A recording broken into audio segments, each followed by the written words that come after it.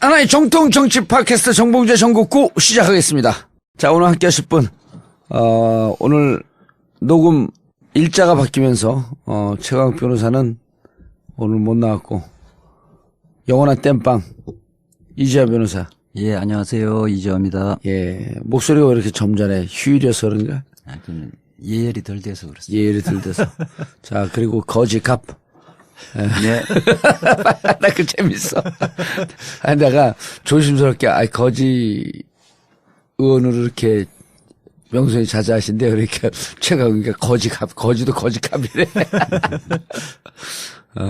근데 그렇게 딱 이미지가 세팅되니까 편하죠. 뭐 그런 건 있는데 오늘 제가 여기 오기 전에 예. 저희 의원실 입법보조원 지원한 분들 면접을 보고 왔는데 예. 한 분이 정치에 전혀 관심 없다가 정치인들에게 최근에 관심 생겼대요. 예. 누구누구 관심이냐 그랬더니 표 의원님, 예. 그다음에 이재명 시장, 예. 그다음에 저 이렇대요. 예. 그래서 표 의원님은 왜 그러냐 그랬더니 그때 명단 공개하고 예. 이런 게 멋있어서 예. 이재명 시장님도 광화문에서 연설하는 장면이 너무 멋있어서 저는 어떠냐 그랬더니 그 DC 뭐 인사이드? 예, DC 인사이드. 인사이드 그런 걸 자기 하는데 사진. 이상한 사진들이 돌아다니더래요. 그래가지고 이게 뭐지? 막 이러다가 관심을 가지게 됐다 그러면서 예. 그 DC 하시는 분들이 거지갑은 알아도 근데 제 이름은 모르대요. 이름 이야기하세요, 이름. 그래서. 이름 이야기 하시고. 네, 박주민입니다. 예, 근데 박주민. 제가 정치적으로도 뭔가 좀 굉장히 센 임팩트 있는 발언을 하든지 예. 막 이렇게 해야 될 것 같아요. 좋아요, 그거. 아니에요. 그 이미지가, 예를 들어 나 같은 경우는 어디 방송국 새로 가고 그래도 작가 PD들이 일단 딱 죽어줘. 저거는 건드리면 지랄을 하는 인간. 이게 딱 이미지가 세팅이 돼갖고 가급적 안 건드리려고 그러더만. 그러니까 저는 이게 그 정봉주 의원이 그 정봉주 전국구에서 예. 하도 저를 뭐 이상하게 생긴 사람으로 해서 사람들이 진짜 못생긴 줄 알고 근데 품격 시대에 댓글들 나왔지. 보면 예. 아유 못생긴 게 아니고만 잘생겼는데 뭐 이런 댓글들이 제목 있더라고요. 예. 저도 생각보다 깔끔하다. 예. 잘생겼다. 부수적인 효과인 것 같습니다. 네. 근데 이재하 변호사는 네. 화면을 잘 봤더라고. 얼굴이 이렇게 작아서 얼굴이 그런가. 가르면서 그런가 봐. 예. 자, 전화 말씀 잠깐 듣고요. 본격적으로 돌아가도록 하겠습니다. 지난 2월 26일 날 팽목항을 다녀왔어요. 네. 서울에서 3차 가갖고 120명. 많이 가셨네요. 그리고 이제 부산에서 2차 가갖고 80명. 그 이제 200명이 우리 이제 제 팬카페 정봉주와 미래 권력들 그리고 전국구 애청자분들 해갖고 갔는데 그 일요일 날 당일치기로 갔다 오기 힘든 일정이잖아요. 네. 그 아침 8시에 떠나서 강화문에 도착하니까 11시 됐더라고. 근데 대부분이 처음 온 분들이에요. 그러니까 처음 오기는 그러니까 거기를 가기가 무척 깝깝하거든. 친구들하고 2-3명 이렇게 팀을 짜서 혼자 가기가 힘이 들어. 힘이 들죠. 예. 그렇다고 뭐 누구 같이 가자고 하니 거기에 또 공감하고 이런 사람들이 많지 않고 생각보다 주위에서 이렇게 같이 가기 쉽지 않고 그 혼자 온 분들이어서 너무 고맙다 그러고 그리고 은하 엄마하고 다윤 엄마 그다음에 은하 아빠 해갖고 이렇게 간담회를 했어요. 네. 근데 감정들은 많이들 좀 차분해지셨더라고. 그래서 우리 전국구 방송에서 아직도 미수습자 가족들과 희생자 가족들이 팽목항에 있다는 거를 꼭 전해주고 박주민 의원한테도 안부 좀 전해달라고. 네. 예. 이번에 지금 선체조사 특별위원회라는 원포인트 조사위원회를 만듭니다. 그러니까 전체적으로 조사하는 세월호 2기 특조위는 지난번에 말씀드렸던 것처럼 예. 신속 처리 한 건으로 지정돼서 11월에 출범을 하고요. 예. 근데 그 사이에 공간이 뜨잖아요. 지금부터 오늘 11월이면 한 9개월이 뜨네. 네. 그 사이에 이제 선체가 인양이 되니까 예. 선체를 보는 특별조사위원회를 따로 만드는 걸로 해서 국회 차원에서? 네, 국회 차원 아니 법으로 해서 법으로? 네. 그래서 농해수위에서 좀 애를 써줘가지고 농해수위에서는 통과가 됐습니다. 법사위에 와 있는데 김진태가 지금 네, 어제 김진태 의원이 잡았죠. 자기 당 다 동의하고 넘어왔는데도 지금 탄핵소추 사유에 세월호가 들어가 있다. 근데 탄핵 결정이 곧 나는데 왜 그 결정 안 보고 세월호 선체조사위원회를 만드냐. 말도 안 되는 소리거든요. 왜냐면은. 뭐 아무 관계 없는 거예요. 네. 그게. 선체조사는 세월호 7시간, 그 탄핵소추안에 세월호 7시간 아니에요. 맞아요. 예. 그래서 황당한 이유로 막아서 어제 저희 야당 의원들이 굉장히 다 발끈했고. 그래서 일단. 박범계 의원하고 한판 세게 붙었더라고요. 예. 붙은 타임은 사실 그게 아니라 공선법 논의하다가. 네. 예. 오전에 세월호 걸 잡았고. 그래서 약간 다들 흥분돼 있는 상태였는데 오후에 또 이제 공직선거법 관련돼서 이제 다툼이 생기면서 그렇게 된 거죠. 예. 근데 김진태 의원 같은 경우는 그 야당에서 간사 교체해달라고 요청해야 되는 거 아니에요? 왜냐하면 공직선거법 위반으로 예. 지금 요구를 하고 있죠, 지금. 그렇죠. 공직선거법 위반이 지금 걸렸죠. 네. 그래서 재정 신청이 받아들여져서 지금 재판 중에 춘천지방법원에. 그러니까 그것도 한번 설명해 줘보세요. 김진태 그 선관위에서 고발을 했는데 불기소 처분해 버린 거 아니야? 검찰이 그 무혐의 처분을 해서 예. 해당 그 춘천 선거관리위원회에서 재정 신청을 했어요. 재정 신청이라고 하면 1심이 아니라 2심 항소심격인 거죠. 재정 신청은 이 검찰이 그 무혐의한 게 부당하다고 해서 고발인이 할 수 있어요. 재판부에다가 법원에. 그러니까 법원에서 재판부에 하는 거죠. 판단하면 이것은 법원이 그 기소를 해버리는 거예요. 어허. 그러면은 검찰이 기소 안 하고 법원이 기소하면 검찰격을 누가 해요, 그러면은? 검사가 합니다. 합니다. 아, 검사 근데 열심히 안 할 거 아니에요? 예. 공소유지검사를 법원이 지정하게 되는데 검사가 하긴 합니다. 열심히 안 하잖아요, 근데. 열심히 안 할 가능성이 크죠. 왜냐하면 검찰이 불기소한 사건이었으니까. 그렇죠. 그리고 더 이상한 거는 김진태 의원이 갑자기 법원의 수건사업 관련된 법안을 발의했어요. 1월에. 그래서 갑자기 원래 김진태 의원은 검찰 쪽을 대변하는 의원으로 유명했는데 그리고 오히려 좀 법원 쪽에서는 그래서 저 의원 정말 껄끄럽고 불편하다라고 평가하는 의원이었는데 오랜 동안 법원이 주장해왔던 내용이 담긴 법안을 갑자기 1월에 발의를 했어요. 사실은 그래서 뭐 새누리당 그러니까 자유한국당이 반대 안 하면 이제 그런 이슈는 통과가 될 수가 있는데 김진태 의원이 그걸 발의하면서 저희들은 이상하다. 평상시 결하고 좀 다르다라는 느낌을 좀 갖고 있어서 재판의 진행이라든지 이런 것들을 좀 예의주시해서 보자 이러고 지금 있는 상황입니다. 근데 지금 특히 법사위 같은 경우는 박지원 의원 같은 경우도 이제 기소돼서 물론 최종으로 무죄로 결론 났지만은 저축은행 관련된 사건 그 지금 대법원의 계류 중이었을 때 대법원이 상고법원을 추진했었잖아요. 그래, 추진했고. 상고법원이 양승태 대법원장의 오랜 수건 사업 아니에요? 예. 국회에 엄청난 로비를 했잖아요. 예. 박지원 의원은 거기에 두둔을 했잖아. 상고법원 필요하다. 그렇기 때문에 이 법사위 같은 경우는 본인이 기소되어지면 스스로가 물러나야 돼요. 아니, 그거를 내부 관리 이런 걸 만들었고 없애야 되는 거 아니에요? 상임위를 바꾸고 더군다나 간사를 한다는 것은 말이 안 되죠. 그래서 사실은 서영교 이제 탈당을 하셨지만 서영교 의원 같은 경우 논란이 되자 예. 법사위에서 물러났거든요. 예. 그게 바로 정상적이죠. 그게 정상적인 건데 지금 김진태 의원의 그런 어떤 행동은 누가 봐도 좀 이상하다라는 평가를 좀 받을 만하죠. 예. 그러니까 김진태 의원이 내 눈에 흙이 들어가기 전에는 지난번 특검법 연장하는 거 반대한다. 통과시키지 못한다 이랬는데. 특검법 개정안. 개정안 상정 못한다. 그래서 이제 댓글 보니까 재밌는 댓글이 있더라고요. 하여튼 김진태 눈에 흙을 넣으면 되잖아. 흙을 넣자.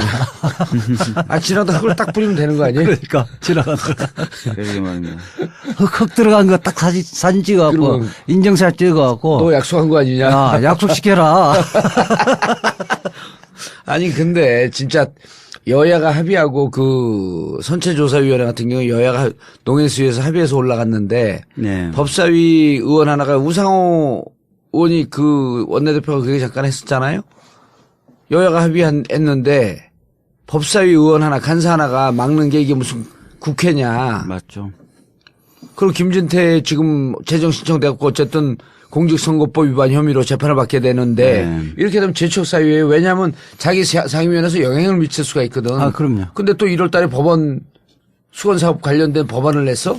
이거는 당연히 재척사유죠.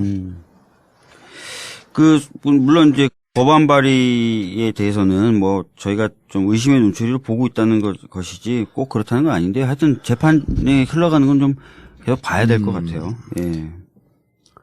자, 세월호 가족들 또 그 특히 이제 미수습자 그분들은 빨리 선체가 인양되기를 바라는 거기 때문에 국회에서도 또 우리 청취자분들도 선체가 다 인양된 줄 알아요. 그리고 그 뻘에 이렇게 박혀 있었고 그 상하이 셀비지인가요?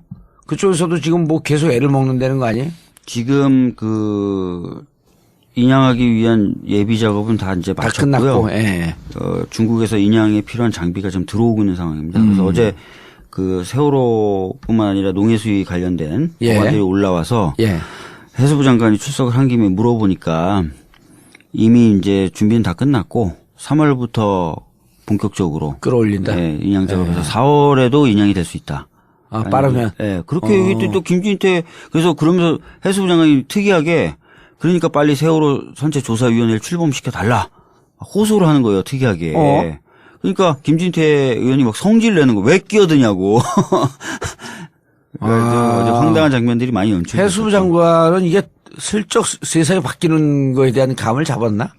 하여튼 해수부는 항상 스탠스는 자기네들은 최선을 다하고 있고 인양은 항상 성공시키겠다는 스탠스였어요. 근데 이 사람이 원래도? 계속 미뤄지고 잘 못했죠. 근데 이번에 뭐 나와서도 반드시 성공시킬 거고 4월이면 인양될 거니까 그 조사위원회를 빨리 출범시켜달라고 막 그러더라고요.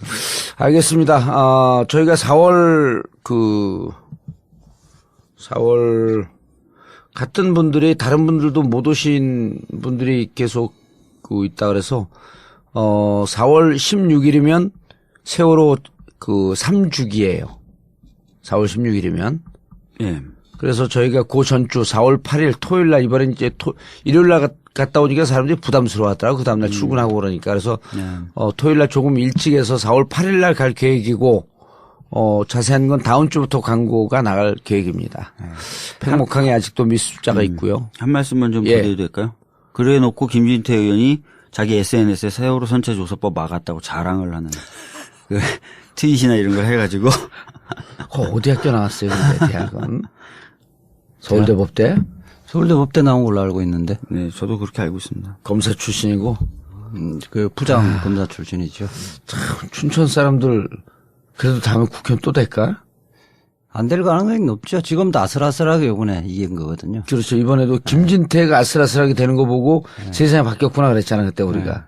지금은 지금 춘천이 저가 집이 춘천인데 춘천에서는 그 시위에서 최종 목적지가 항상 딱 정해져 있어서 김진태 사무실 앞에. 네, 타켓이 딱 정해져 있어서 평소보다 이렇게 많이 모이죠. 예. 근데 춘천은 김진태가 폭탄이 아니고 또 한 명 있잖아. 누구 있어요? 김진태하고 싸운다고 준비하는 돼지가 한 명 있잖아. 김영민? 김영민의 꿈은 춘천시장이거든. 근데 하려면 좀 점잖게 해야지. 저거 자꾸 자유한국당이. 아니, 근데 이제 지금은 김정민의 막말의 시대는 이미 갔어요. 김용민?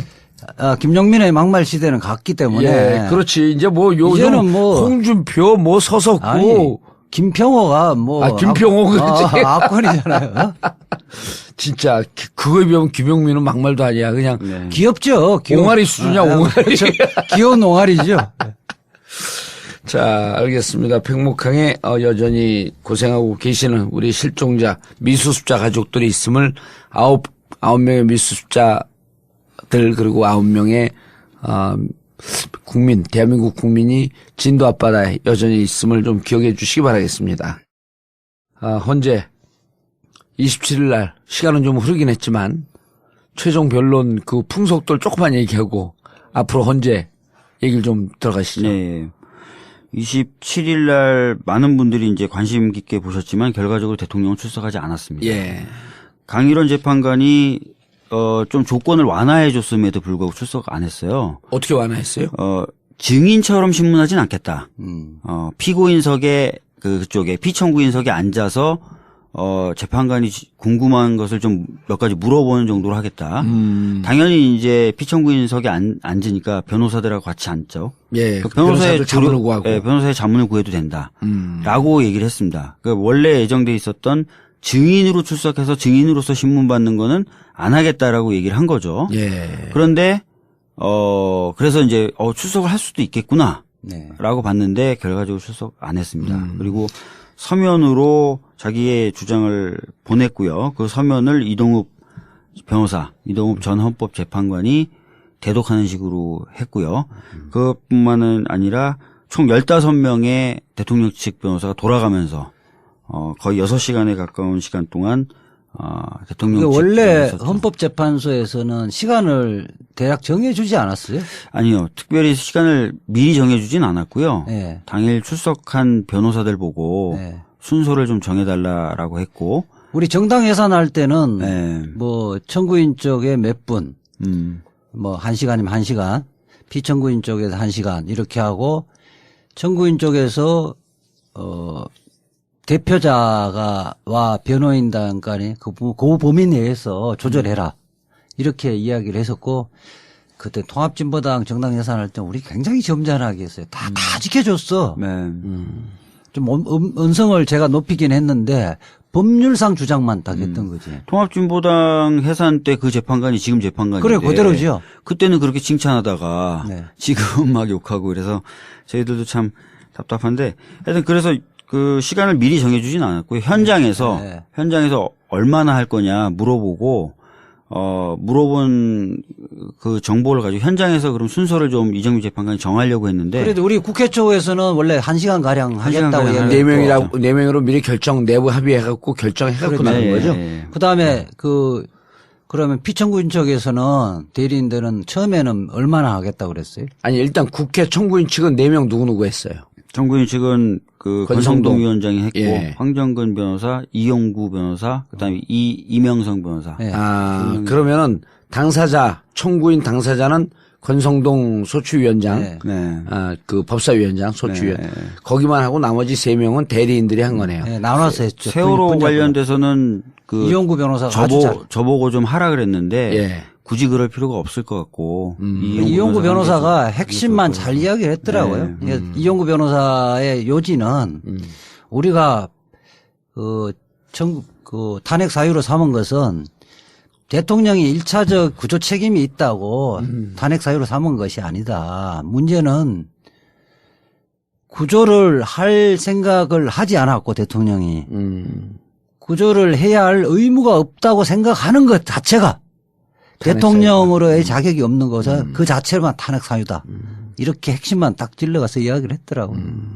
명쾌하게 이야기를 했죠. 이용구 변호사가 네. 세월호. 네. 그다음 나머지 변호사들도 이명성 변호사는 이제 헌법 논리에 비춰서 탄핵의 의미라든지 이런 걸 주로 설명을 했고요. 황정근 변호사는 13가지 탄핵 소추 사유에 대해서 일일이 검토를 했고 권성동 의원은 그냥 국민과 국회의 요구가 뭔지 정의가 예, 승리할 수 있도록 예, 그런 발언들을 한 겁니다. 권성동 위원장이 그 자신의 어떤 발언을 하면서 울먹여 굉장히 화제가 됐었죠. 예. 나라가 그 소추위원들도 놀랐다면서요. 예. 놀랐죠. 아시잖아요. 권성동 위원장의 성격을. 하여튼 뭐 근데 뭐 나라를 힘들게 이렇게 만들어 왔는데 비선들의 농락에 의해서 이렇게 나라가 추락했다라는 취지의 말을 하면서 울먹여가지고 다들 깜짝 놀랐죠. 예. 기자들은 뭐 권성동의 재발견이다 막 이래서 막 엄청나게 하던데 하여튼 뭐 그런 일이 있었어요. 자기 심정이 뭐 사실은 박근혜 대통령을 당선에 입주를 했고 사람인데. 그런 사람이 탄핵의 소추위원회 자격이 있기 때문에 사실은 뭐 심적인 뭐 요동이 칠 수밖에 없는 그럴 거죠. 가능성도 있고 네. 그다음에 그 통합진보당 정당 해산 심판 최후 변론을 했던 이재화가 울먹이는 걸 보고 화제가 되니까 나도 한번 코스프레를 해야 되겠다. 거기까지는 아닐까? 글쎄. 네. 저하고는 좀 다른 부류의 인간이죠. 그래도 이재화 하는 거 보니까 멋있으니까 나도 좀 울먹여야 되겠다. 근데 그날은 사실은 이렇게 대통령 측의 소송 대리인들이 완전히 봉숭아 학당이었죠. 장난 아니었습니다. 네. 재밌어. 네. 아니 나는 근데 계속 들어도 재밌어. 근데 기본적으로 이게 저는 최소한의 예. 대통령 측이면 청와대나 대통령 측의 뭐 대리인 간에 대리인들 교통 정리는 어느 정도 해주는데 이게 전날에 어떤 순서로 변론을 할까를 논의했는데 결정이 안 됐나 봐요. 논의 순서뿐만 아니라 내용도 전혀 사전에 조율됐다는 느낌을 못 그러니까. 받았거든요. 아니 자기들 그 전에 누구죠? 김평우. 그분이 막 얘기하면서 자기가 얘기하다가 이중환, 예? 네. 이중환에게 당신도 한마디 해라 그러니까 이중환은 얘기 안 하고 그 과정에서 이중환 변호사가 누가 그랬잖아요. 우린 각자 변론이다. 그거 지금 막말했을 때. 예, 막말했을 때. 내란 이야기하고 뭐 지금 뭐 아스팔트가 필요. 국회의 대리인이냐. 그렇게 이야기를 했을 때 이제 사실은 브리핑을 하러 가자 끝나고 올라갔을 때 기자가 물었을 때 대리인단의 입장이냐 하니까 자기가 보통은 좀 두둔을 하잖아요. 근데 두둔하기 싫은 거지. 그러니까 각자 변론이다. 각자 변론이기 때문에 지금 김평우가 그 변호사가 이야기한 거는 나하고 무관하다는 취지로 해서 싹 빼버린 거지.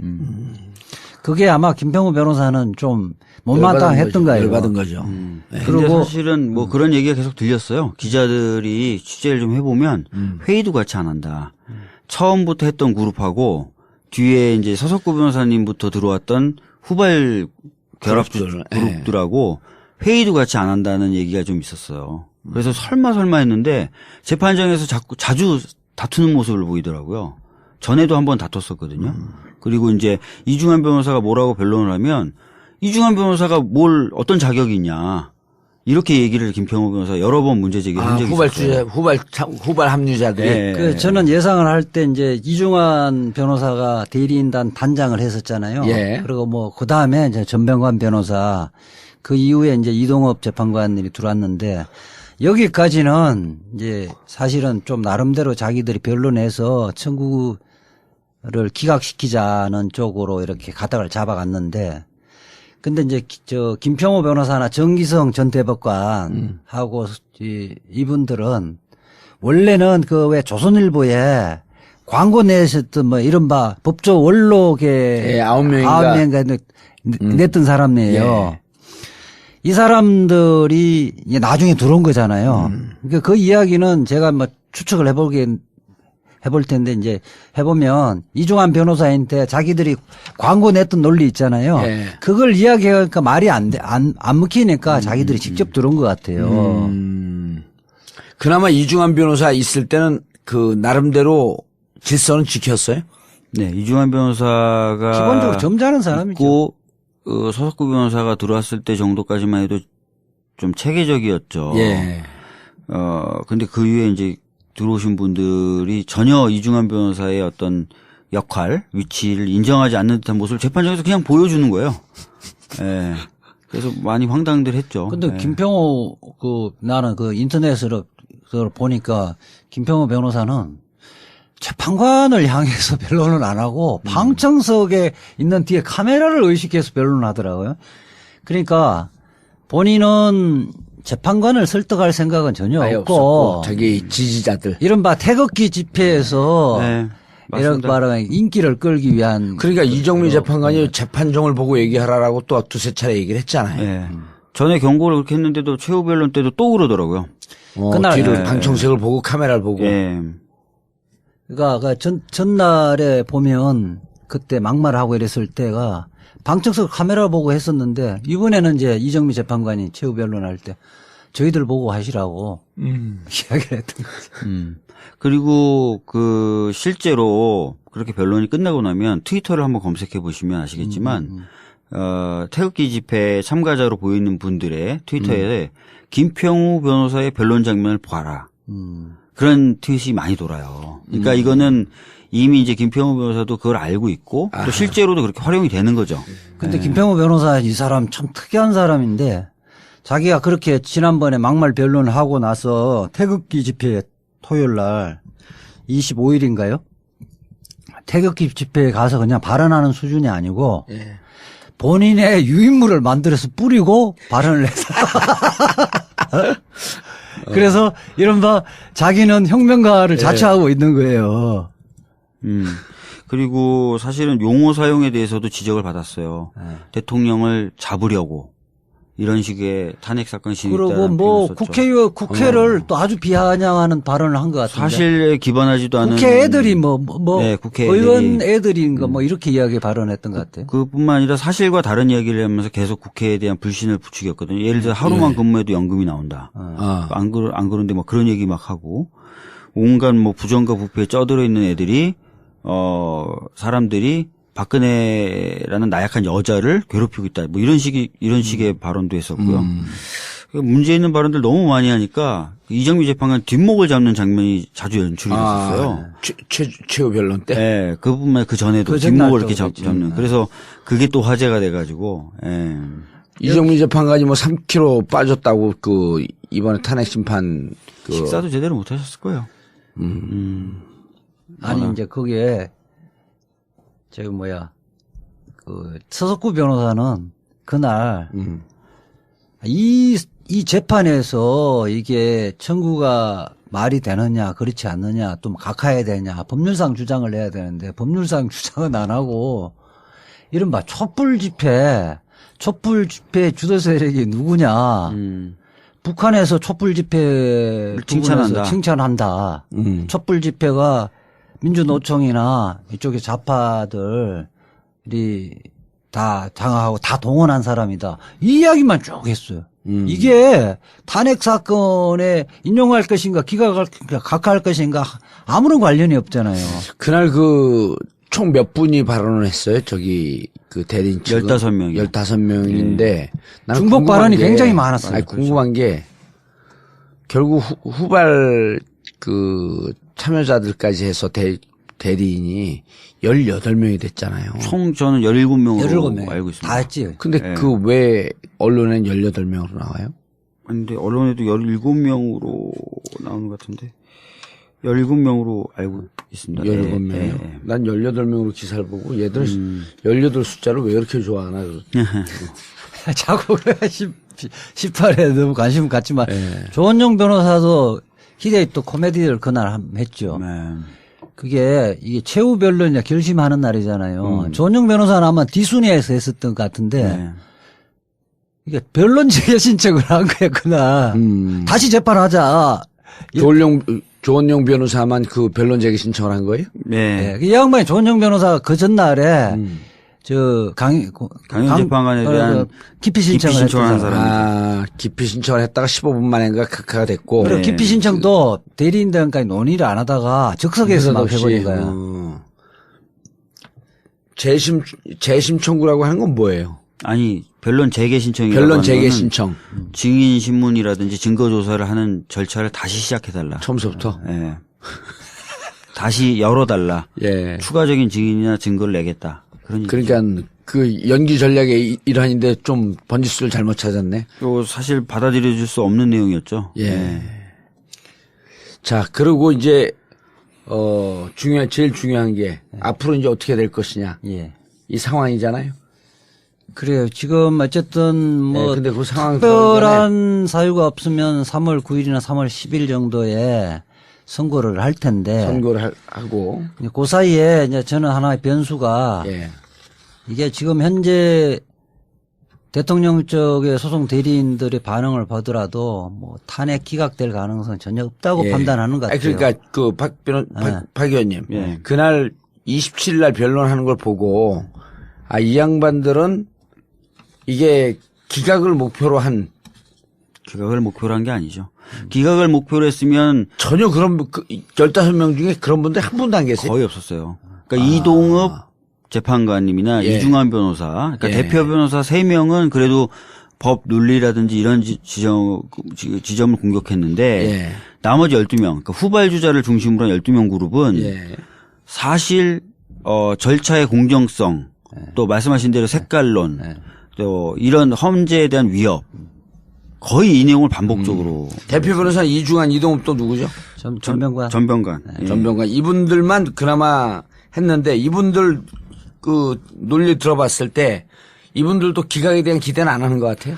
실질적으로 뭐 아주 세밀하게 분석한 그 논리를 말씀하신 분은 이동욱 재판관님이신데, 예. 이동욱 변호사님이신데, 이동욱 변호사님도 아주 소추사유 하나하나를 아주 세밀하게 분석했다는 느낌보다는 큰 원칙에서 좀 판단 기준이 잘못된 것 아니냐, 이런 말씀을 많이 하셨습니다. 네. 그래서 어쨌든 15분, 대표 변호사 3분 빼놓고 12명은 아예 그냥 뭐 색깔론이나 이런 그 절차가 위법하다, 탄핵 소추 자체가 잘못됐다, 처음부터 잘못됐다. 예. 처음부터 잘못됐다, 뭐. 아니 그리고 그게 일괄 표결하는 거 문제 있다. 그다음에 네. 8명으로 하는 거 문제 있다. 이런 등등의 문제 제기만 했고 그나마 이중환, 이동욱 전병관 재판관은 법리 논리를 법리적으로 좀 따져봤는데 네. 이것도 기각을 목표에 두거나 염두에 둔 그런 모습은 아니었다. 좀 약했죠. 그러니까 주장은 예. 법률상 필요한 주장인데 사실상 이미 너무 그 부분에 대해서는 뭐 증거가 많으니까 예. 증거를 이런 뭐 정인의 정언이다 이런 증거에 의하면 이 부분이 사실이 아니면 예. 밝혀졌다는 이런 내용의 주장은 없죠. 그냥 원론적인 이 정도 사유만으로는 인용하기 어려운 거 아니냐 이렇게 주장한 거죠. 그런데 박 의원님 네. 중요한 게 그 이제 일각에서 변호사들이 최후 변론은 네. 어찌 보면 좀 쇼잉하는 거다. 그러니까 그 이제까지 이미 다 심리가 끝났기 때문에 최후 변론을 해도 되고 안 해도 된다. 라고 주장하는 분들도 계시거든요. 그러니까 최후 변론을 통해서 재판관들의 마음을 움직여 놓을 그럴 가능성이 있나요? 이게 통상적인 뭐 형사재판 같은 경우는 이제 재판할 때는 대충 판사가 심정 형성이 이제 하긴 하는데 심정 형성이 완성되어지는 건 아니거든요. 예. 이런 가능성 저런 가능성을 좀 열어놓고 기록을 이제 꼼꼼하게 봐요. 통상적으로는. 그런데 그랬을 때 최후 변론에 영향을 준다. 최후 변론에서 이런 관점에서 한번 생각해 보라고 하면 판사들이나 재판관들이 그렇게 생각할 수도 아하. 있겠다는 이런 부분들을 주기 위해서 구두 변론을 하는 예. 거거든요. 그래서 이제 서면보다는 구두 변론을 그래서 하는 건데 이번 사건 같은 경우는 워낙 중요한 사건이고 예. 그 재판관들이 사실은 굉장히 매번 신경을 써서 보는 거고 사실 뭐 정의인만 해도 26명 했잖아요. 80일 동안 했는데 그러면 어느 정도 심정 형성은 다 돼 있다고 봐야 되겠죠. 근데 사실 재미있는 게 대통령 측에서 계속 얘기했던 게 최후 변론에 공을 들이겠다. 예. 시간 더 달라였어요. 그래서 실제로 예정돼 있던 날보다 3일을 더 줬죠. 네. 그렇죠. 24일로 하려고 했던 걸 27일로 미룬 거죠. 근데 뭐 시간을 왜 줬지 이런 느낌이 드는 거죠. 네. 완전히 다 똑같은 얘기들만 하고 기계적으로 반복하고. 그래가지고 어쨌든 최후 변론은 재판관들의 마음을 움직이는데 실패했다. 네, 그렇게 볼 수 있을 것 같습니다. 예. 이제까지 재판관들이 17차 심리를 해오면서 16차 심리를 해오면서 형성된 그 마음을 뒤집기는 좀 힘들었다. 그렇죠. 이렇게 볼 수 있고요. 자, 박 의원님. 예. 대통령 사임이라고 하는 얘기를 심지어는 어떤 분이 3월 5일서부터 3월 10일 사이에 사임할 거다. 예. 라고 국회의원 중에 자기 개인 SNS 계정에 글을 쓴 사람들도 있어요. 네. 사임의 가능성이 있을 거로 보나요? 그러니까 실질적으로 이 얘기가 어디서 연원됐냐 제가 좀 보니까 주로 예. 자유한국당하고 바른정당에서 얘기가 좀 나왔더라고요. 네, 처음에. 네. 그 얘기는 아마 정치적인 피로죠. 탄핵된 대통령과 운명을 같이 해왔던 정치 세력이다. 이렇게 딱지가 붙느니 사실 탄핵 전에 사퇴를 해서 탄핵만은 좀 안 받으면 정치 세력적 측면에서는 뭐 오히려 더 나을 수 있다라고 판단을 하나 봐요. 예. 주장으로 그러니까 주장 대 주장으로 네. 남기를 바라는 그렇죠. 거죠. 주장 대 주장으로. 그래서 그렇게 얘기하고 또 아시다시피 특검이 끝났기 때문에 일반 검찰한테 모든 사건이 넘어가면서 일부는 또 무혐의가 나오고 뭐 이렇게 되면은 분위기 반전이 가능하다. 그런 생각 때문에 아마 새누리당이나 이런 쪽에서 대통령 측에 좀 하야하면 어떠냐라고 얘기를 좀 했던 것 같아요. 예. 근데 그 이후에 나왔던 반응들을 보면은 뭐 하야를 고려하고 있지 않다. 청와대에서는. 청와대 공식 논평은 그렇죠. 예, 그렇게 나오고 공식 논평을 했죠. 예, 그렇게 나오기 때문에 하야 가능성이 높아 보이진 않고 특히나 최근에 그 촛불 집회에서의 그 대통령 측 대리인단의 발언을 보면 헌재의 그 판결이 기각적으로 갈 가능성이 있다고 믿고 있는 것처럼 보여져요. 서석구 변호사나 김평우 변호사. 청와대도 그렇게 믿지 않을까요? 청와대도 그렇게 믿고 있을 수도 있습니다. 예. 그래서 마지막까지 그 끈을 아마 놓지 않을 것이다. 그런데 또 궁금한 게, 예. 절대 헌재에서 이게 인용이다, 기각이다, 이거 흘러나오지 않죠? 안 나오죠. 흘러나오지 않죠. 그러면은, 이번에는 지난번에 통합진보당 사태 사건 때 예. 그 민정수석 김영환 민정수석의 비망로. 그 비망로에 기재돼 있어서 박한철 소장의 홍역을 치렀잖아요. 예. 그 전례가 있어서 이번에는 특히 말 조심을 할 겁니다. 그래서 흘러나올 가능성이 없다. 예. 그럼 청와대 입장에서는 끝까지 기각될 것이라고 믿으면은 뭐 하야라든지 그런 카드 쓸 가능성이 없잖아요. 그렇죠. 그걸 끝까지 잡고 가겠죠. 그 가능성을. 신락 같더라도. 예.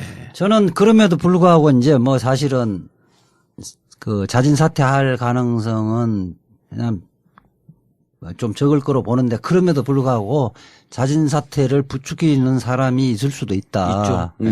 그래서 그런 가능성은 어느 정도 남아 있다. 불씨는 남아 있다고 봐요. 이제 그 논리가 그쪽에서 부추기는 논리는 이거 지금 탄핵 인용될 것이 100%다. 그렇게 돼지면 바로 탄핵 인용돼지면 검찰이 특검에 그 수사를 이어받아서 구속 안 할 수가 없다. 그런데 이제 탄핵이 만약에 그 말하자면 사퇴를 하면 각하 결정을 할 것이다. 각하 결정을 하면 어쨌든 탄핵 사유가 있는지 없는지는 국가기관에서 결론을 안 내준 거기 때문에 논란 대 논란으로 갈 수 있는 거고 네. 우리 정치적 공세를 할 수가 있다. 그렇죠. 그렇게 하면 검찰에서 수사를 하더라도 대선 때까지는 잘 못할 거고 대선 이후에 수사를 하고 그것도 불구속으로 수사를 할 수밖에 없다. 네. 구속 수사는 굉장히 부담을 느낄 것이다. 시간을 벌 수 있다. 그리고 그 임기 그렇게 하고 그 이후에 그러니까 나중에 형사재판 확정될 때까지 상당히 시간이 진행될 텐데 그때까지는 각종 그 연금이라든지 뭐 비서관이라든지 기사들이 혜택을 다 누릴 수 있다. 예. 이렇게 이야기를 하면 혹할 수도 있다는 거예요. 맞습니다. 예.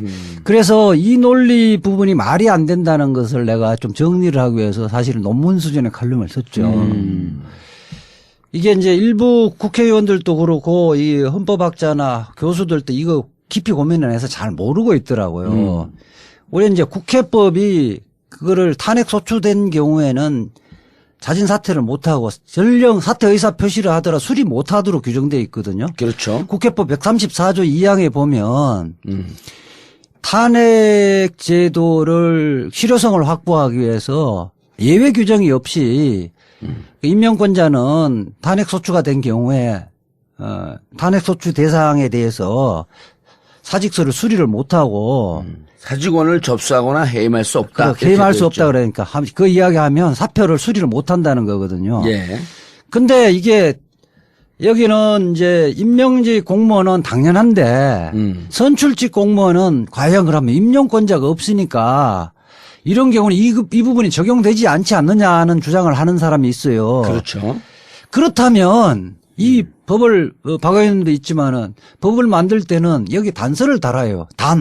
선출직은 그 예외로 한다든지 단서를 다는데 이 단서가 하나도 없는 거예요. 네. 그렇기 때문에 다 적용되는 거예요. 그리고 실제 임명직인 공무원, 아니 선출직 공무원이 국회의원도 선출직 공무원이잖아요. 네네. 지방의회의원도 선출직 공무원인데 사표를 자기가 오늘 사표 내겠다 이래버리면 공무원관계가 종료되는 것이 아니라 수리를 해야 되잖아요. 그렇죠. 국회의원은 국회에서 본회의 의결로 수리하잖아요. 네. 그다음 지방의원도 지방의회 의결로 수리하거든요. 그렇죠. 단지 그때가 뭐 특별한 사정이 없나 수리하겠지만은 징계에 회부됐던 사람은 수리를 못하게 돼 있단 말이에요. 그럼 대통령은 이런 규정이 없다 하더라도 이러한 취지에 맞게 해석을 해야 된다는 거예요. 대통령도 선출직이므로. 그렇죠. 그렇죠. 대통령만 예외적으로 그 일방적인 말로 그 공무원 관계를 종료시킬 수는 없다는 거예요. 정치적 선언으로 나가야 한다. 그거로 하야가 되는 건 아니다 이런 얘기. 그렇죠. 아니에요? 이제 선례로 4.19 혁명 이후에 이승만 대통령이 이제 뭐 국민이 원하면 네, 그 하야하겠다 이랬는데 어떻게 믿느냐 이렇게 해서 밑에 그 비서관들이 공식적으로 사직원을 서라고 그래요. 예. 그래서 버티다가 섰어요. 그걸 갖고 국회에 제출을 해요. 국회가 그 부분을 그 본회의를 열어서 의결을 해서 만장일치를 의결하고 바로 공표를 해요. 아, 이렇게 되는 거네. 그러니까 네. 국회의원이나 지방자치의원들은 선출직이고 예. 임명권자가 없기 때문에 예. 그 국민의 대의 기간 예. 국회에서 의결을 통해서 사직서를 받거나 예. 지방의회에서 의결해서 사직서를 받지만 예. 대통령 같은 경우는 예. 대통령을 임명한 임명권자가 사실은 유권자잖아요. 유권자 아니에요. 유권자는 단일한 인격체가 아니잖아요. 단일한 인격체가 없으니까 유권자를 대표하는 국회에다가 사직서를 그렇죠. 낼 수 있는 거네. 또 다른 그 국민의 대표 기관이 의회밖에 없는 거잖아요. 예. 거기에 사직서를 제출하고 이제 국회가 의결로서 그 수리할 건가 말 것인가를 결정을 하는데 예. 국회는 국회법을 준수해서 의결해야 되잖아요. 예. 국회법 134조 2항에는 그 대통령이 피소추된 경우에는 사직서를 수리를 못하도록 돼 있다는 거예요. 그러면 국회는 의결할 수가 없네. 그렇죠. 어허. 하더라도 부결을 해야죠. 예. 그래서 이런 꼼수를 부린다 하더라도 아니, 부결을 할 수가 없죠. 왜냐면 이거는 의결은 붙여야죠. 의결은 붙여야 돼요. 의결은 붙이되 의결은 붙여서 우리는 사직원을 예. 접수하거나 해임할 수 없기 때문에 예. 결국 이거는 의결할 수 없다. 부결시키는 거죠. 아니 아예 수리할 수 없다라고 해서 의결을 안 붙여야 되는 아, 거예요. 의결 안 붙여야 붙여도 되는 되는 거지. 거고. 아니, 의결을 안 붙여야 돼. 의결 안 붙여도 하고 하더라도 설령 변호사 아저씨가 왜 이래. 사직원을 접수하거나 해임할 수 없다 하니까 의결하면 안 되는 거죠. 그렇죠. 의결해서 부결을 시키는 게 아니지. 의결하면 안 되는 거죠. 국회의장이 이 부분은 의결에 붙이지 않고 예. 뭐 붙였다 하더라도 이 규정을 해서 이거는 부결시켜야 된다 이렇게 할 수 있죠. 그럼 이승만 대통령은 사직서를 냈을 때 무슨 그때는 문제는 이승만 대통령은 탄핵 소추를 당한 상태가 아니잖아요. 그냥 현직에 있는데 예. 다만 혁명이 일어나서 예. 내가 이 문제가 돼서 이 예. 그 혼란을 수습해야 되겠다. 할 수 있는 길은 내가 하야를 하고 망명하는 길밖에 없으니 그렇죠. 하야하면 정치적 선언이고 어떻게 내 임명권자가 누구냐 보니까 국회니까 국회에다가 냈고 국회는 탄핵 소추가 안 됐으니 이건 받아서 저 정치적 뜻을 받아서 우리가 사직원을 접수하자 해서 의결해서 만장일치로 그렇죠. 가결한 거고. 예. 박근혜 대통령이 탄핵 소추 되기 전에 예. 그게 우리 왜 뭐 그러네. 그래갖고 막 하냐 말아야 그때 되냐. 뭐 4월에 뭐 이야기할 때도 예. 탄핵 소추되기 전에는 자기 사직의 의사표시를 하면 사직서를 정식으로 제출하면 국회에서 뭐 수리를 할 수 있었던 거예요. 그거는 뭐 정치적 해결이 있을 수가 있는데 일단 탄핵 소추안이 국회에서 의결되었기 때문에 그때부터는 사직서를 낼 수가 없는 거네. 그렇죠. 정치적 하야 선언을 해도 예. 정치적 선언에 불과하지 실질적으로 예. 하야할 수 없다. 그렇죠. 또 그렇게 해석을 하지 않으면 대통령이 사실은 대통령의 경우에는 탄핵당하는 길이 없어요. 탄핵을 이게 결심한 그러네. 이후에 선거상의 상황 딱 보고 분위기가 탄핵 인용될 것 같으면 그냥 자진 사표를 내버리면 그럼 탄핵이 또 허공에 떠버리고 만약에 뭐, 이렇게 되면 그렇죠. 상황이 그렇게 돼버린단 말이에요. 그래 되면 탄핵 제도가 사실상 대통령에는 없는 무의미한 거나 거네. 마찬가지고요. 예. 국회법은 그렇게 허술하게 돼 있는 게 아니에요. 그런데 국회의원 안 이제 해보고도 잘하네, 그거를. 이 부분을 갖고 사실은 법률가들도 어떤 사건이 생기지 않으면 법률 해석에 고민을 안 하잖아요. 맞아요. 예. 그래서 이 논문이나 나와 있는 게 없어요. 그래서 당연히 사임한다고 이렇게 그냥 적자적으로 생각을 했었는데 전체적으로 법의 성격과 제도의 취지, 제도의 취지라든지 다른 그 공무원들과 형평성을 고려할 때 이렇게 해석하는 게 예. 맞다는 거예요. 아니 그리고 헌법학자 어떤 분이 쓴 글을 봤더니 판례도 있더라. 판례. 예. 판례가 판례가 이것은 이제 교수들이 기본적으로 이제 자진 사퇴를 하면 그 사임을 할 수 있다는 걸 전제해서 이야기하는 거예요. 사임을 한다 하더라도 지금 지금까지는 사임할 수 없는 규정이었는데 예. 그것을 1000만 번 양보해서 사임할 수 있다. 예. 손 치더라도. 그렇죠.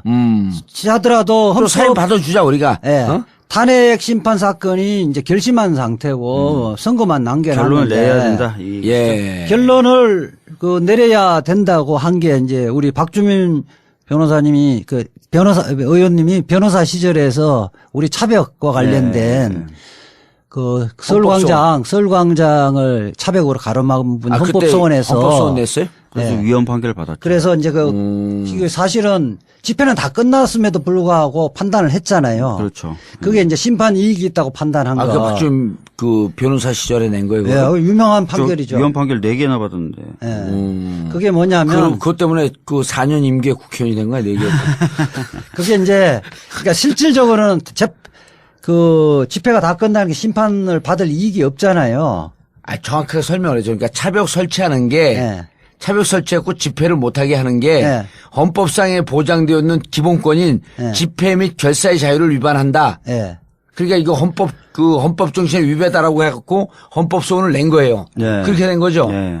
그래야지 뭐 근데 법원으로 혼자 얘기가 재판 해. 절차가 진행되는 도중에 당연히 그 집회는 끝났죠. 끝났죠. 끝나버리는 예. 거지. 예. 끝난 이후에 가심 청구를 하는 그렇죠. 거지. 그래 끝났어도 네. 끝났으면 우리가 원인이 되는 행위가 중지가 되었기 때문에 이게 헌법소원 올라도 우리가 판결 안 내리는 거 안 내려도 된다. 옛날 일이 돼버리는 옛날 일이 거죠. 되니까 판결 안 된다 이게 아니고 앞으로도 지속적으로 이런 일이 발생할 수 있기 때문에 예. 이런 경우에 예.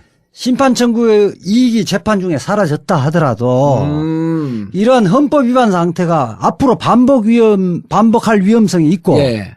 헌법 질서 수호를 위해서 예. 그에 대한 헌법적 해명이 기묘한 사항에 대해서는 그런 경우에도 본 판결을 한다. 본 판결은 계속 진행한다. 예. 똥개는 짖어도 열차는 달린다. 그렇죠. 네, 맞습니다. 본 판결을 한다는 건데 예. 이 사건이 그렇다는 거예요. 만약에 이게 사임을 받아진다 할지라도 이거를 다음 대통령이 또 할 수 있고 또 할 수 그렇죠. 있고 다음 대통령이 예. 박근혜 대통령 불행하게 막 그런 일이 없어야 되겠지만은 안 일어날 수 있다는 보장이 없거든요. 예. 그렇고 또 이것이 만약에 각하를 해갖고 본 판결을 안 하면 어떻게 되겠어요? 태극기 집회에서는 봐라 탄핵 사유가 되지 않았지 않느냐. 쟤들이 완전히 그 허위 사실을 갖고 잘못 청구했다가 법원에서 판단 안 해준 거다. 막 이런 식으로 해갖고 그런 식으로 할 수 있죠. 주장 대 주장으로 정쟁에 휘말릴 가능성이 있다는 거예요. 이런 경우에는 이런 경우는 사퇴를 하더라도 판결을 종국적 판결을 해야 된다. 종국적 판결. 예, 해야 기형이냐 된다. 기각이냐를 해줘야 예. 된다. 그래야지 앞으로 대통령이 예. 이와 유사한 혹은 국정농단의 사태 혹은 헌법 정신을 위배해서 파면 사유가 됐을 때 싹 중간에 꼼수를 피워서 이거 탄핵될 것 같으니까 싹 사임하고 끝내 그냥 허공에 띄워버려야지. 예. 이렇게 하지 못하도록 종국적이라는 뭐예요? 예, 종국적 판결을 종국적 판결을 내줘야 한다. 종국적 판결은 인용 판결이든 기각 판결을 아하, 해야 되는데 예. 뭐 아까처럼 뭐 지금까지 재판 과정에서 증거는 탄핵 사유를 입증할 증거는 차고 넘치기 예. 때문에 종국 판결을 하면 인용 판결을 할 것이다. 알겠습니다. 그러니까 결국 대통령이 사임을 통해서 이 상황을 피하려고 하는 것은 꼼수 두 단계 두 양갈래 경로로 보더라도 어찌 됐든지 그만둘 수 없다. 그렇죠. 죽었다 이년은 이런 거 아니야. 그래서 그만두더라도 예. 헌법재판소의 탄핵 열차는 종청역에 도착할 것이다. 에이씨, 무슨 소리야. 벼랑하네. 똥개는 지져도 열차는 달린다. 이렇게 딱 멋진 얘기로 끝내지. 뭐 종국적 열차를 해서. 내가 탄핵 열차라고 하는 표현을 외부자들에서 한번 썼더니 언론에서 다 탄핵 열차라고 쓰대, 이제. 예? 자, 그런데 이제 재밌는 게 이게 이런 게 있어요. 네. 나는 사임이 그래도 그럼에도 불구하고 네. 대통령 사임을 국회에서 하야 선언해도 국회에서 의결하면 안 된다고 봐요. 왜냐하면 의결을 해서 사임을 받아주게 되면 이 사람은 이미 이제 그 탄핵 이전에 사임이 된 거야. 네. 그럼 전직 대통령 예우에 관한 법률에 따라서 전직 대통령으로 예우를 다 받아요. 그렇죠. 탄핵 이전에 사임을 했기 때문에. 네. 탄핵은 그냥 하나의 법적 결정을 만들기 위해서 계속 진행하니까 종국적 결정을 내린 거거든. 근데 이 대통령 지위는 탄핵 이전에 사임을 해버렸어. 난 문제가 없어. 전직 대통령의 예우에 관한 법률에 따라서 다 대접을 받게 돼 있는 거예요. 그러니까 우리 공무원들은 네. 징계에 회부돼 있으면 사직을 수리를 못하게 돼 있어요. 법률로. 그렇잖아. 그것도 사직하면 안 되는 거야. 그러니까 그게 국회법도 그런 취지입니다. 예. 국회법 134조 2항도 그런 취지입니다. 그러니까 절대 왜냐면 의결을 해주면 안 되는 공무원들 거지. 같은 경우는 사표 내지면 연금 다 받고 예. 아무런 제한이 없는데 파면이게 되면 연금 하나도 못 받잖아요. 파면 같은 경우 연금을 못 받을 뿐만 아니라 5년간 공무원 단임권이 또 없어지는 거거든요. 그렇죠. 이 탄핵 탄핵 인용돼도 그렇더라고. 그러니까 이 파면이라는 것은 네. 탄핵은 징계 절차고요. 네. 징계에서 파면이에요. 파면. 대통령은 누가 징계를 못 하잖아요.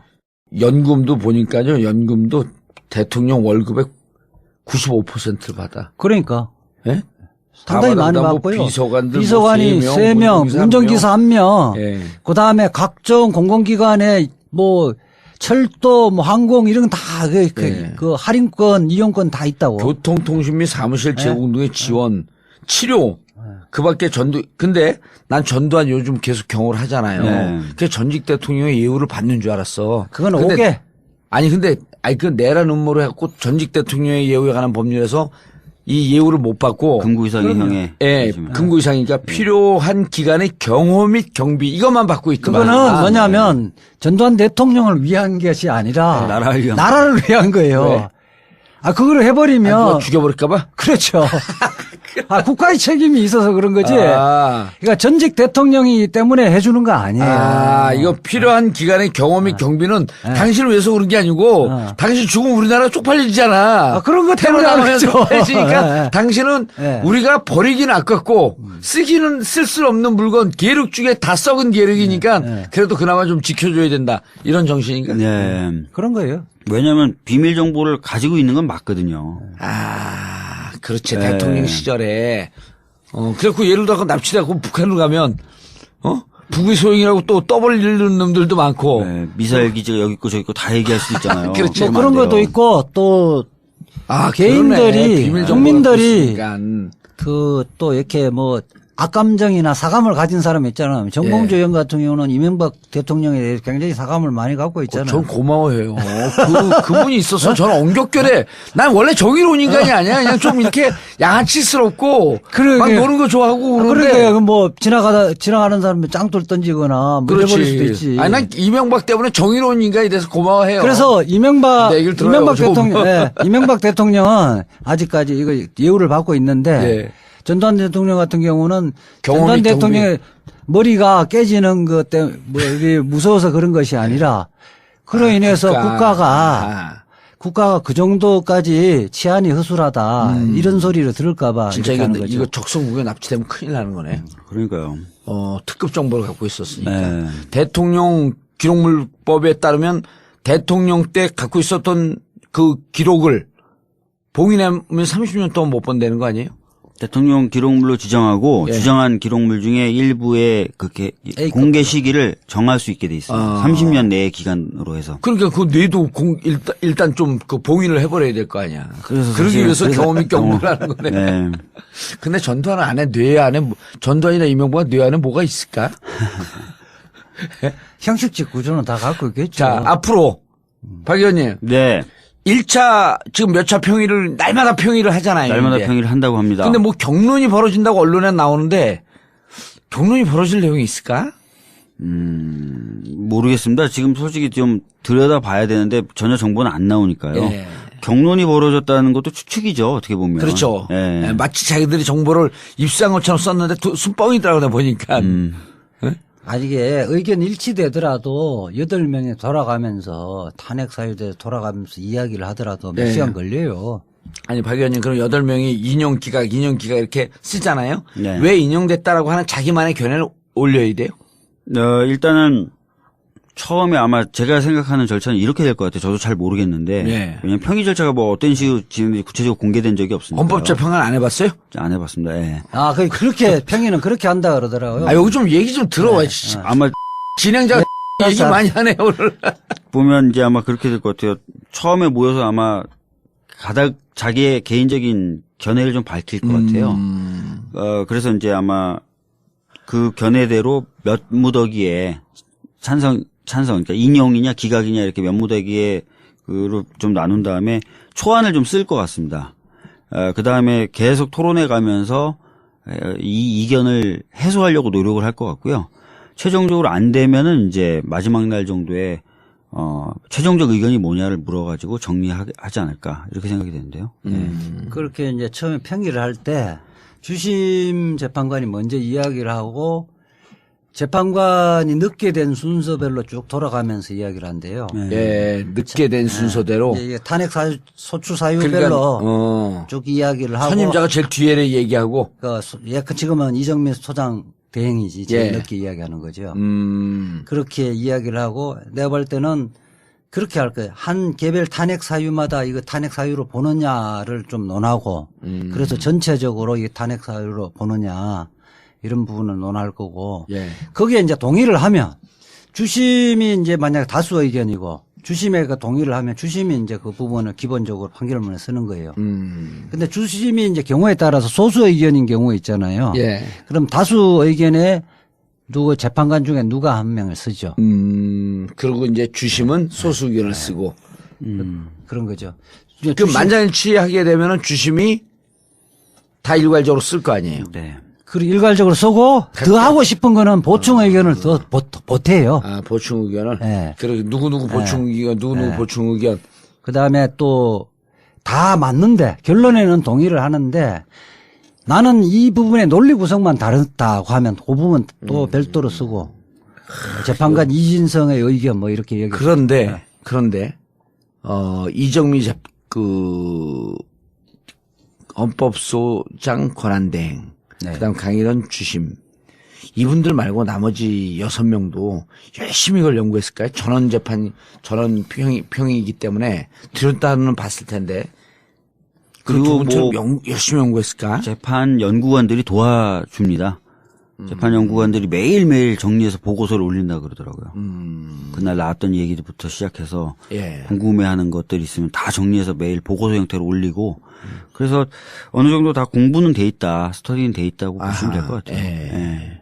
자, 그래서 지금 가장 유력한 날짜를 언론에 따르면 9, 10, 13 이렇게 잡는데 네. 13일은 또 나름 법조의 전문가라고 자칭하는 네. 최강욱 얘기는 13일 날 이놈의 인간들은 의전을 중시하는 인간들이기 때문에 그날 퇴임 행사가 뻑적지근하게 해야 되는데 맞아요. 그날 판결을 할까? 그래서 9일 아니면 10일로 이렇게 그 예측을 하던데 어떻게 보세요? 지금 9일설은 매주 목요일마다 목요일날 선고를 했으므로. 해왔으므로 예. 그 전례를 법원이 재판소가 어길 리가 없다라는 거였고요. 근데 10일설을 주장하시는 분들은 9일은 이미 권성동 위원장이 얘기를 뱉어버려서 9일날 그대로 하는 것은 무리가 따른다. 그래서 10일이다. 라고 얘기하시는 거고 13일을 주장하시는 분은 13일날 하게 되면 2주. 5월 11일날 선거운동을 할 수 있게 되면서 사실상 거의 2주 가까운 선거운동 기간 연장이 되는 확보가 거죠. 예. 가능합니다. 근데 저는 13일 할 것 같아요. 저는 개인적으로는. 개인적으로 예. 왜 그 이분들이 대선 이런 것도 염두에 두나요? 염두에 둘 것 같아요. 왜냐하면 대선도 굉장히 중요한 그 국가적인 대사인데 그렇죠. 그 정책과 후보 검증할 시간이 없다고 지금도 아우성인데 2주라는 기간이 정말 크잖아요. 예. 그래서 제 생각에는 13일 날 하고 퇴임식은 안 하든지 생략하든지 아니면 그러니까 아주 간소하게 하든지. 저도 박 의원님 견해와 유사한 그런 얘기들 좀 많이 들었는데 예. 이게 헌법재판소장이게 되면 좀 격식을 갖춰갖고 퇴임식을 하는데 그 재판관들 퇴임식은 뭐 전직으로 불러서 이렇게 하지는 않는다 그러더라고요. 예. 그걸 좀 간소하게 하는데 또 이정미 재판관은 정식 소장도 아니고 권한대행이기 때문에 네. 재판관 수준에 준해서 퇴임식을 할 것이다. 이정미 재판관은. 그렇죠. 그렇다 보면은 뭐 이렇게 거하게 하지 않는데 그러면은 충분히 13일 날 이날 판결을 하고 그러면서 판결하면서 그 고려도 헌법재판소의 위상에 맞게 대통령 선거일까지도 논의는 안 하지만 자기들끼리 암묵적으로 말로는 못해요. 말로는 못한다 그러더라고요. 평의할 때. 하는 순간 말로 하면 정치적 쪽팔린다 고려를 하는 그러더라고요. 거니까. 그러니까 암묵적으로 13일쯤 조금 여유 있게 13일쯤 하는 게 어떻습니까? 그럼 이제 다 그거에 대해서 공감을 한다는 거 아니에요? 네. 그렇게 되면 다행히도 매주 수요일 날 대통령 선거를 치르고 국회의원 선거도 치렀기 때문에 그 관행까지 맞춰서 5월 10일이 수요일이 되는 거예요. 네, 맞습니다. 그래서 13일 날 하지. 근데 예를 들어 3월 10일 날 하면 5월 10일 날 선거를 못 해요. 그러면 5월 9일이나 이때쯤 해서 선거 관행도 좀 깨지고 또 이 공무원들은 법을 다루는 공무원들은 이 관행을 지키는 걸 무척 소중하게 생각을 하더라고. 그래서 나는 13일 날 하면은 5월 10일 날 선거일을 잡고 서로 좀 무리 없이 이렇게 가지 않겠느냐. 저도 그렇게 보고 있습니다. 근데 이게 인용이 된다는 조건 하에 그렇잖아요. 당연히 뭐 인용이 네. 되겠죠. 인용은 8대 0인가요? 예, 지금 인용이 이제 3월 13일 날 인용 결정이 나오면 8대 0일 가능성이 크다고 보는 저도 거죠. 그렇게 봐요. 혹시 한 명 기각하면 한 명씩 이름을 거꾸로 좀 대보죠. 한 명 사실은 기각하면 기각 조 재판관. 아니 저 기각 판결문을 쓰기는 어려울 거예요. 이게 탄핵 사유 하나 정도가 논란이 되는 정도면 예. 예컨대 세월호 7시간만 돼지면 그거만 딱 탄핵 사유다. 요렇게 돼지면 있는데 예. 뭐 13개 중에 예. 한두 가지는 자기가 탄핵 사유라고 아니라고 볼 여지는 있는데 다 아니라고 보기는 어려워요. 하나만 탄핵 사유에 해당되면 탄핵이 되는 탄핵이죠. 거죠. 예. 그렇기 그런데 때문에 탄핵 사유가 지금 4개씩이나 13개가 다 아니라는 거를 자기가 판결문에 자기 이름을 걸고 쓰기는 어렵다는 거예요. 그러니까 억지 주장을, 억지 논리를 피해야 되기 때문에 그거는 뭐 법률가가 합리적인 논리를 써야 되는데 그거는 그렇죠. 쓰기는 어려워. 이분들이 보수적 성향, 이분들이 인명권자 이런 등등에 대한 영향은 이번 탄핵 심판에서는 거의 없을 것이다. 네. 자, 그래서 이제 탄핵이 됩니다. 탄핵 인용이 돼요. 자, 3월 13일로 일단 예상을 해보고 인용이 되고. 네. 그럼 그 다음에 저 탄기국, 태극기 이분들은 어떻게 할까요? 지금 이제 제일 불안한 부분이 그 부분인데 아마 절차의 불공정성이라든지 아니면 탄핵 사건 시작이 내부 고발자들의 어떤 이상한 개인적 이익 때문이었다라고 얘기하면서 결과에 승복을 안 하려고 하겠죠. 그러면서 굉장히 많은 수의 사람들이 계속해서 태극기 집회를 이어갈 가능성이 있고요. 그것을 이제 오히려 또 방조하겠죠. 일부 정치 세력들은 부추기고. 자기당 같은 경우는 그들이 일어나면 일어날수록 자기들 예. 선거운동에 도움이 된다고 볼 텐데. 그런 것을 통해서 아마 대선 전국에서 자기네들이 살아남으려고 하지 않을까. 20% 정도의 지지율을 얻으면 사실상 정치 세력으로는 살아남을 수 있다고 평가를 받지 않습니까? 우리나라에서는. 그래서 그 정도의 정치적 목표 하에 움직이지 않을까. 예, 그 집회를. 근데 실질적으로 무슨 신념이나 이런 게 있는 그룹들이 많지 않기 때문에 급속히 쇠퇴될 것이다라고 보는 저는 쪽도 그렇게 있는데. 봐요. 그러니까 지금은 보면 거기 뭐 핵심 세력들이야 친박 그 핵심 세력 몇 명이 안 되고 예. 대부분의 사람들은 이런 가짜 뉴스를 믿고 지금 오는 사람들이거든요. 그렇죠. 그런데 헌법재판소가 거기 오는 사람은 상당수가 내가 물어보니까 탄핵이 기각될 거로 생각을 하고 있어요. 방청하는 분들이 그게 그 탄핵 탄기국 집회가 나온 사람들 보면 거기 나가서 물어봤어요? 물어보고 또 그 사람들이 거기 막 가봤어요? 가서 이야기해요. 또 우리 헌법재판소에 기자회견하면 예. 우리는 태진행동 쪽 기자회견하고 저쪽에 가면 아줌마들 와서 지금 잘 못 알고 그러신 거라고. 그러고 이거는 다 JTBC가 가짜로 했던 거고 이거 다 허위 사실이 이미 다 밝혀졌기 때문에 우리 쪽으로 오시라고 그렇게 막 이야기를 해. 제가 변호사하고 태진행동에서 기자회견 하려고 그러는데 그건 그렇고 우리 쪽으로 오시라고 그렇게 하는데 또 이지아 변호사는 여자 끌면 약하잖아. 아니 이제 헌법재판소에 가면 예. 내가 정당에서는 1년 재판했기 때문에 거기 직원들이 저를 상당히 인사도 각다하고 팬들이 있어요. 거기 보호를 많이 해줘요. 그래갖고 우리 전에 기자회견 권영국 변호사가 가려고 했는데 앞에서 방해를 했어요. 저 가니까 그 두 사람이 그 경위들이 드러내버리더라고요. 변호사님 여기 하시라고 그러면서 자기들 딱 보호를 해주더라고. 근데 하여튼 돌아가서 그걸 보면 헌법재판소의 결정이 공적기관에서 결정이 실제 나버리면요. 그러니까. 그런 그 가짜 뉴스를 갖고 선동하기가 어려워요. 아니 나는 개인적으로 계속 이제 촛불 집회 나가면서 느낀 게 이런 거예요.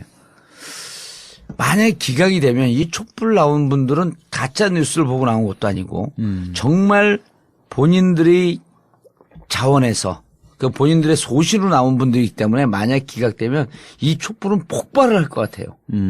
그런데 저쪽 분들은 특히 가짜 뉴스라든지 왜곡된 종편 이런 걸 보고 나온 분들이 많고 그다음에 이제 또 순수하지 않은 의도를 갖고 나온 분들도 꽤 있고 그러기 때문에 좀 급격하게 사라지죠. 예, 삭지 않겠냐 이렇게 그리고 보는데. 그게 또 뭐 이른바 정치적 결사체로 진화할 가능성은 전혀 없다고 봐요. 예. 저는 길어야 2주. 길어야죠. 2주. 알겠습니다. 그리고 이제 본격적으로 또 대선 국면으로 넘어가면서 이 탄핵 문제는 사그러들지 않겠느냐. 또 그렇게 돼야 되는 거 아니에요? 저는 이제 대선 탄핵의 목적이 중에 한 부분이 그거지 않습니까? 박근혜 정권을 밀어내고 다른 정권을 좀 맞이하겠다. 그러니까 아마 그런 부분이 있을 텐데 저는 걱정이 몇 번 말씀드렸지만 정권 교체가 되더라도 분명히 87년에 준하는 이 광장의 열망은 있을 겁니다. 예. 아마 또 그 힘으로 정권 교체가 될 거고요. 정권 교체가 된다면. 근데 이 87년 정도의 이 뜨거운 열기를 김상조 교수님이 하신 얘기인데 지금 현재 우리나라 경제 수준은 유례를 찾아볼 수 없는 혹한기라는 거예요. 그렇죠. 이 뜨거운 열망과 이 혹한기 사이에서의 이 차이, 개혁 입법을 또 못 해내고 경제적으로는 더 어려워지고 그리고 반대하는 저 보수 수구 세력에 끌려가고. 예. 그래서 정권 초기가 굉장히 혼란스럽고 어려울 것이다. 김상조 교수. 예. 근데 그 측면도 있지만 정권 교체 교체를 해서 이제 얼마만큼 적폐를 청산하느냐가 예. 이제 문제지만 또 하나는 우리 역사가 바로 서려면 이른바 국정농단하고 범죄를 저지르면 죄지은 만큼 처벌이 돼야 되기 때문에 그렇죠. 예. 박근혜 대통령이 구속 수사를 해서 사실 죄지은 만큼 법원 판결을 받고 예. 저는 누가 대통령이 되더라도 바로 판결에 잉크도 마르기 전에 사면을 해주면 안 되죠. 안 되죠. 그거는 안 그리고 된다. 다시 저는 우리는 퇴진 운동을 해야 될 것 같아요. 저는 그래서 국회에 부탁드리고 싶은 게 이번에 박영수 특검이 짧은 기간 안에 그 혁혁한 성과를 냈잖아요. 근데 그 물이 떠오른 빙산의 일각만 손을 댔단 말이에요. 네, 그 30% 정도라고 평가했죠. 네. 그렇죠. 그 근본적인 뿌리를 그런데 나머지 70%가 더 깊은 뿌리란 말이에요. 네. 잘 안 뽑히는 뿌리. 그래서 저는, 불가피하게 지금 검찰로 넘어갔지만, 이 박근혜 최순실 게이트 특검 2기가 들어가야 될 것 같아요. 그래서 지난번에 박주민 의원이 낸 그 개정안, 그게 국회에서 어떤 식으로든지 간에 만약에, 새누리당이, 그러니까 그 자유한국당이 반대하면, 바른정당까지 설득을 해갖고 제2기 특검이 출범을 해야지. 그래야지 새로 들어서는 정권이 부담이 좀 줄어들겠다. 왜냐면 조금씩 나눠줘야 되거든요. 네. 그걸 정권이 혼자 다 알아서 하라면서 검찰 시키고 근데 검찰 내부에서 또 반동 세력들이 있을 거란 말이죠. 왜냐하면 검찰을 수사해야 돼요. 우병우 라인을 수사를 못했던 이유 중에 하나가 그러면 검찰을 수사를 제대로 검찰과 못했기 법무부를 때문에. 법무부가 다 협력자들이잖아요. 예. 아니 그래서 이런 거예요. 지난번에 그 우병우 때도 우병우로 수사해야 되는 가장 큰 것 중에 하나가 정윤회 국정농단 사태 때 이 비선 실세의 국정농단을 수사를 해야 되는데 그게 우병우가 그거를 자료 유출 사건으로 둔갑을 시켰잖아요. 네. 그러면서 바로 정윤회가 출판물에 의한 명예훼손으로 고발을 했단 말이에요. 예? 맞습니다. 그 출판물에 의한 명예훼손 고발을 하니까 그거만 했죠. 그 내부 특수부 이런 데서 이건 명예훼손이 아닐 수도 있는데 그래갖고 정윤이 압수수색을 하려니까 막은 거 아니에요? 그럼 그때 당시 막았다는 거예요? 그럼 그때 당시 이걸 막은 세력들이 누구냐? 그럼 법무부 압수수색 들어가야죠? 검찰 압수수색 들어가야죠? 중앙지검 압수수색 들어가야 되는데 그때 당시 중앙지검장이 김수남 총장 아니에요. 그게 검찰총장한테 칼을 겨누려고 그러다 보니까 이번에 그걸 못한 거 아니야? 그거는 워낙 덩치가 커버리고 네. 일이 굉장히 사실은 청와대에 대한 압수수색 이상으로 더 큰 거죠. 아니 그러니까 실제로 특검을 제대로 하려면 그렇죠. 법무부, 검찰, 중앙지검 압수수색이 들어갔었어야 되는 거죠 이번에. 그래서 그때 당시에 민정비서관 우병우의 하명을 받아서 막은 세력들이 누구냐. 그걸 뿌리 뽑지 않으면 정치검사를 못 뽑는 거 아니에요. 그래서 사실은 그런 맥락에서도 지금 대검 중심으로 고위공직자 비위수사처를 적극적으로 막고 있죠. 예. 왜냐하면 고위공직자 비위수사처의 수사 대상이 검찰 아닙니까? 사실은 그게 박영수 특검이 상수화된 게 고비체예요. 고위공직자 비리수사처인데 그렇게 되지면 이게 그 특별감찰관도 사실상 법무부가 나서서 사실 협력을 해서 없애버린 거잖아요. 우병우만 혼자서만 자기가 한 게 아니잖아요. 예.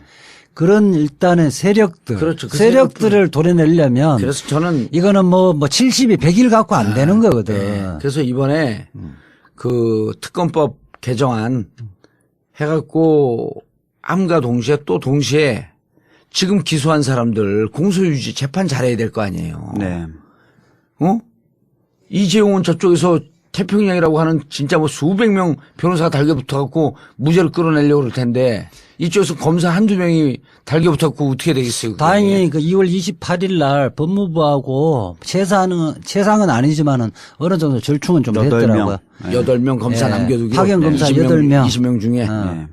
그 한동훈이 남나요, 그럼? 한동훈은 안 나오고 윤석열 팀장 하에 예. 실질적으로 부장들 빼고 수사에 직접 관여했던 검사들. 이복현 남아야겠네요, 그럼. 그래서 이름은 이복현 남아야 안 남아? 이름은 좀 나왔다는데 저도 확인은 못했어요. 이름은 다 못 외우겠죠. 예. 그 검사들 이름도 못 외워 무슨 변호사가 한동훈, 이복현 뭐 이런 사람들 좀 외워야지. 변호사들은 검사들 이름 안 외워요. 아이, 각 기수에 에이스 물 먹은 사람들 이런 사람들 좀 외워야지. 최강욱 변호사님이 독특하신 거예요. 굉장히 거기 백과사전 하고 계신 거예요. 거기뿐만 아니라 옛날에 아니, 그리고 여기 갖고 예. 포털이라 그러니까 더 외우는 것 같아. 아니 그리고 삼성에 구조 서울부대 나오고 구조본에 있으려면 예. 법관 검사 배치표를 다 외우고 있죠. 예, 알겠습니다. 예. 자, 3월 13일 이전에 인용되면서 이후에 헌재 결정에 힘을 좀 실어 넣어주고 정치 상황을 좀 정리하기 위해서는 결론적으로 2기 특검이 발족돼야 되겠다. 예, 요까지 결론을 내리면서 정봉재 전국구 마치겠습니다. 감사합니다. 예, 감사합니다. 감사합니다.